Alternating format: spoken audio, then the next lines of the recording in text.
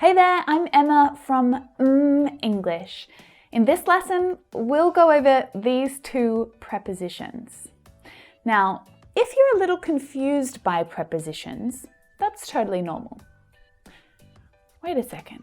I could also say, if you're feeling frustrated with prepositions, you're definitely not alone. It's a little tricky, right? Are both of those sentences right?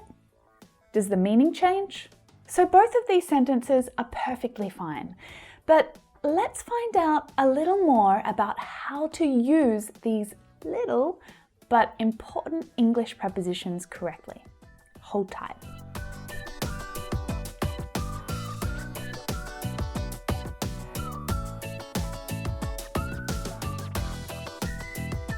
Prepositions are, well, they're just annoying little buggers. They're such tiny words, yet they influence your sentence significantly.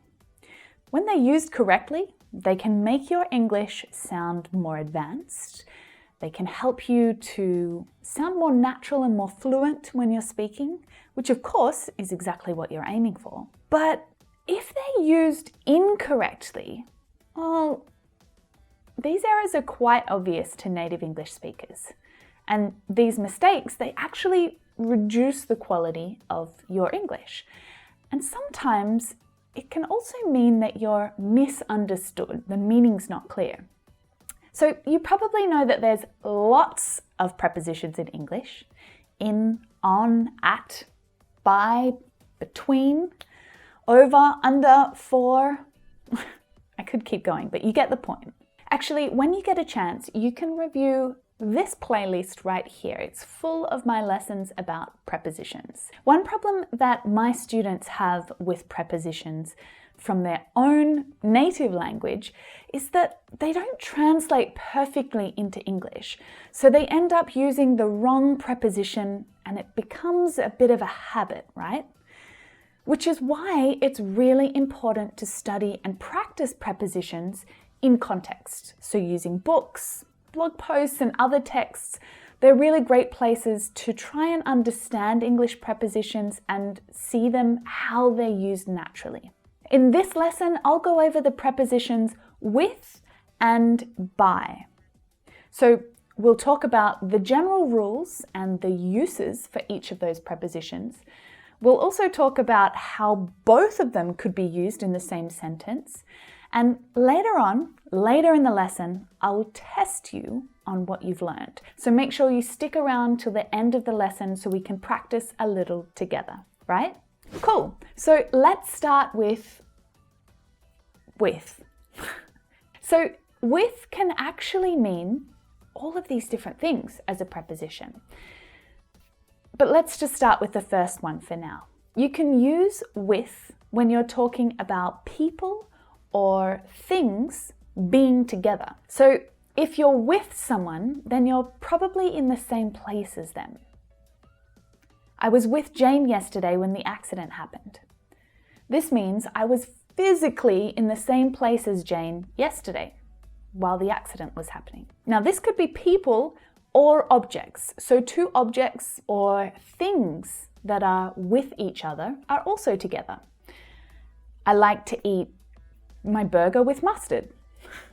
When I eat a burger, I put mustard on it and I eat the burger and the mustard together, right? So with means physically in the same place. Oh, there's one exception though. This is an informal usage, but a very, very common one. Two people that are together or with each other, well, this can actually mean that they're in a romantic relationship or they're dating. Chris has been with Jane since that party last year. So Chris and Jane probably haven't been physically in the same location since last year, but they have been together in a relationship. Now, this usage, it's quite contextual. You kind of need the other information in the sentence to help you recognize the meaning. So here's a couple more examples. How long have you been with your boyfriend? So This is that informal use, talking about a relationship. And boyfriend there is the clue that we're talking about a romantic relationship. I can't believe you eat peanut butter with mayonnaise. Yuck. Are you with Sammy? I'm trying to find her. Now, here, this probably isn't talking about a romantic relationship because we're looking for Sammy. We want to know where she is, where she physically is right now. We're asking, is she with you? Okay, it's not the romantic meaning. With can also mean having something. So you can use with to show that something or someone has something else. So a person with tattoos is someone who has tattoos. A dog with a red collar is a dog who has a red collar on. I've never met someone with purple hair before. I'm looking for a new house with a pool. He quit because he needs a job with a better salary. Okay, so with can also mean to use something, to make or to do something else. So think about a time when you were doing an action or you were making something with the help of a tool or an object or an ingredient. It sounds a little confusing, but let me think of a couple of examples just to make it a bit easier to understand. She decorated the table with the candles that he gave her. So she used the candles to make the table look nice. Okay? She's using them as a tool or as a material. He always does his homework with a pencil so he can erase his mistakes. So he uses a pencil while he's doing his homework. Did you know that you can clean your kitchen with vinegar? So these three meanings that we've just been through, they're all quite similar, but small details in a sentence can help you figure out the meaning of with in that sentence. So I want to give you a few examples to help you compare these three different uses of with, okay? I made a pasta sauce with the basil that I grew in my garden. So here I'm talking about using basil to cook. It's an important ingredient or tool, I guess, that I use to make this specific recipe. But I could also say in general that I like pasta sauce with basil, okay? So I'm not making the pasta sauce here. I'm not using basil. I'm just speaking about how I like pasta or pasta sauce that has basil in it, that contains basil. But if I went to a restaurant, the waitress might ask, would you like the pasta with the basil sauce? So she's asking if I want the pasta and the basil sauce together. So if I say yes, I'm going to get both of those things together on my plate, right? Does that make sense? Okay, so there are two more ways that you can use the preposition with, though these ones are a little less common than the last three. But you can use with to show the feeling behind an action. So to say that you're doing an action with a certain feeling. I'm writing this message with great sadness. So the person who's writing that message, they want to show or explain that they're feeling sad as they are doing the action of writing the message. She sang with such emotion that I started to cry. He opened the door with fear. Okay, so we can use with to explain how an action, the emotion behind an action. Now, lastly, if someone is with you, they agree with you. They're on your side. So imagine that everyone at work is in the middle of a big discussion. Everyone has different opinions, right? But you agree with Matt. So you can say, I'm with Matt. When you say that, you are letting everyone know that you agree with Matt. You have the same opinions as Matt, right? Now, we also talked about this same use in this video. This is the video about the prepositions for and by. So you can use for to express a similar idea, to agree or support someone. But with is usually used to say that you support a person and their opinion, and for is usually used to say that you support an idea. So I would say, I'm with Matt. We both agree in free healthcare for everyone. Now compare that to, I'm for free healthcare. Okay, there's a difference. Now, interestingly, this expression, to stand by someone, has a very similar meaning. It's a similar idea. It's really nice when someone stands by you, right? But this is an important expression to keep in mind because the meaning is very similar to what we've just been talking about, but the preposition is different, right? So you just need to take a note of it.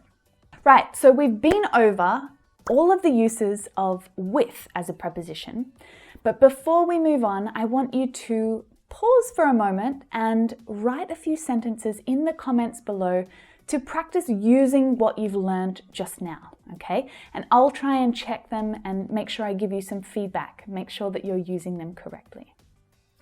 Down there. All right, let's check out the preposition by now.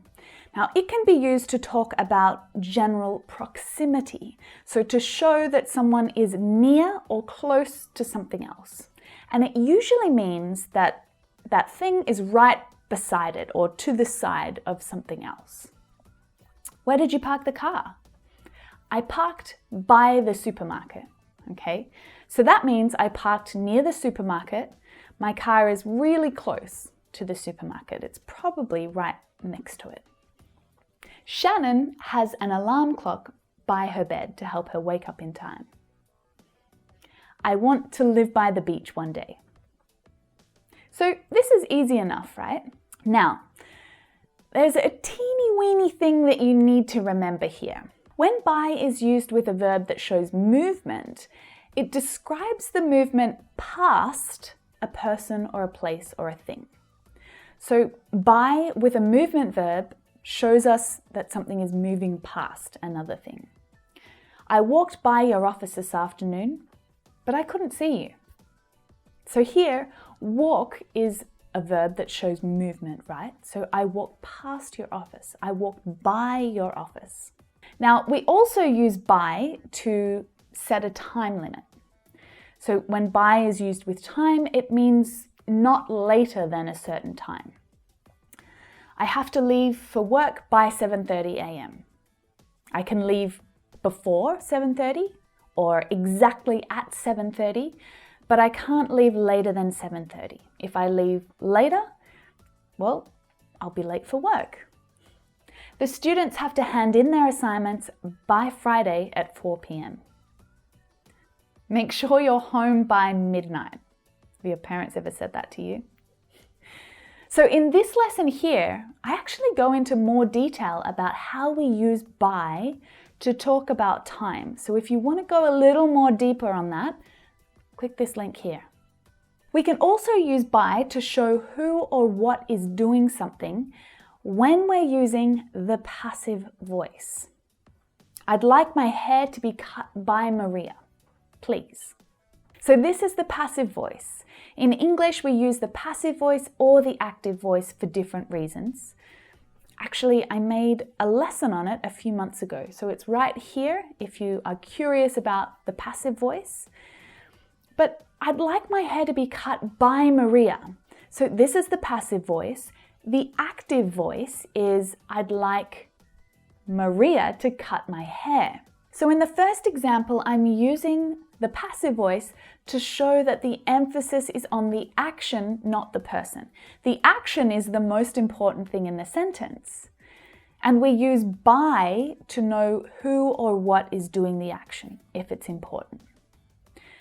The flowers were delivered by a man I didn't know. The children were frightened by the storm. Now, when you want to explain how an action will be done, you can also use by. So you're saying, what is your method for arriving somewhere? Or getting something done? Or doing something? What is the way that you're going to do it? In all of those different situations, you can use by to explain how. The traffic was so bad, I had to go to work by bike. Okay, so bike was the method that I used to get to work. Another one. I'm losing weight by eating less and exercising more. Improve your strength and balance by practicing yoga. Okay, these are the methods to achieve the outcome. All right, last one, and then we'll practice together, I promise. We can use by with a reflexive pronoun to say that you'll do something alone, okay, or a person is doing something alone. Now, all personal pronouns have a reflexive form in English, right? So we have myself, oneself, ourselves, himself, right? There's quite a few of them. But you can use by with a reflexive pronoun to talk about doing something alone or without any help from anyone else. So you would say by myself, by yourself, by itself, that kind of thing. You can go home.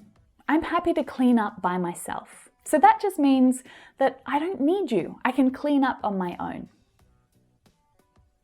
My nephew was ecstatic when he learned that he could ride his bike by himself. Ooh, speaking of reflexive pronouns, let's go back to the preposition with for a moment, because with can also be used with a reflexive pronoun. So remember that with and a person means together, right? So with and a reflexive pronoun, it's kind of like saying together with oneself, right? He had a conversation with himself to work up his confidence before the speech. So he was talking to himself, probably just inside his head, right? You don't have to speak out loud to have a conversation with yourself, right? Cool. So let's look at a few situations where both with and by can be used correctly, but of course, it means the meaning changes. And this is where it can get a little confusing, right? I want you to take your time here. The movie was filmed by Jerry. The movie was filmed with an underwater camera. So I want you to think about what's the difference in the meaning here. Why have we used each of these prepositions and what do they mean in each of these sentences? I want you to pause the video for a moment and write your answer in the comments. Okay, so the first sentence, it uses by to show who was doing the action, who filmed the movie. It was Jerry. But in the second sentence, with tells us what was used to do the filming. So what kind of equipment was used? Well, it was an underwater camera, right? Let's try another one. I saw the lady with a dog. I saw the lady by the dog. So pause the video, think about the difference, try and explain it in the answers, and I'll be down there to check soon. So I hope that you paused and you wrote your answer because I'm about to tell you it anyway. So in the first sentence, with shows togetherness. The lady and the dog are together. It's probably her dog. But in the second sentence, by tells us the location of the lady. She's near the dog. It could be her dog, but maybe not. We don't really know. Now that you know the rules about these prepositions, you'll be able to read through a few pages of your favorite English book and start to recognize these different uses. Actually, that's a really great way to help you remember what you learned in this lesson, to actually start practicing, looking for these prepositions and trying to understand them. Now, before you go, I've got a few last sentences to practice with you, okay? I'm going to give you some sentences and see if you can choose the correct preposition to go in the blank space, right? So I want you to write your answers in the comments below. I'm going to be down there checking them straight away after this lesson's live. And I don't want you to write just the answer. I want you to tell me why you've chosen that preposition. What's the meaning behind it, right? Here we go. I don't need your help. I can do it myself. Is it by or with? It's by, right? Because we've got a reflexive pronoun here to talk about doing something alone, right? Okay, now it's your turn. What's the preposition? With lemons, right? Here's another one.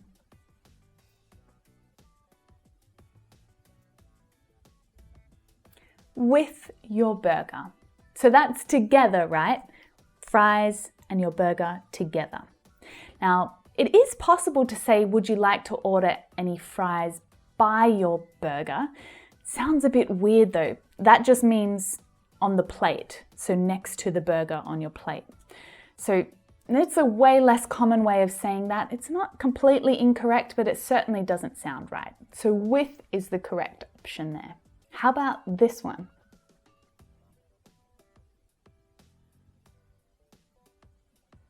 By reading the news, right? So here, by is telling us that it's the method that something is done, right? By reading the news. This one?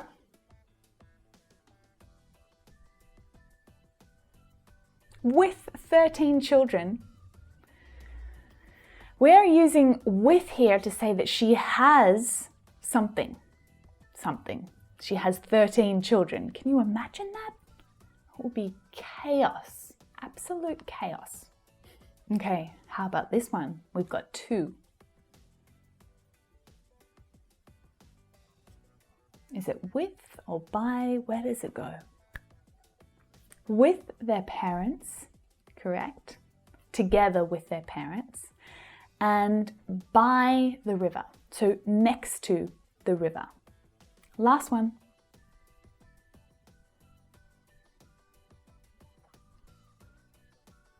So it's with my husband, so we're together, and by bus, so that's the method of getting to work. So how did you go? I hope that you enjoyed that lesson, especially the practice section at the end, because you need to make sure that you're using the lessons that you learn here at mmmEnglish. Like I said, practice while you read. Just grab your favorite book, English book, and then or find an article online even, but then underline every with and by on the page. These words are so common, I'm sure you'll find plenty of them. But what I want you to do is to then be curious and try to understand or try to work out why these different prepositions were used. It will really help your brain to remember this lesson. Now, I would love to keep teaching you more about prepositions right here, or we can switch things up a little bit and maybe try this lesson instead. But don't forget to subscribe and show your support for the mmmEnglish channel, and I will see you in one of these lessons. See you there.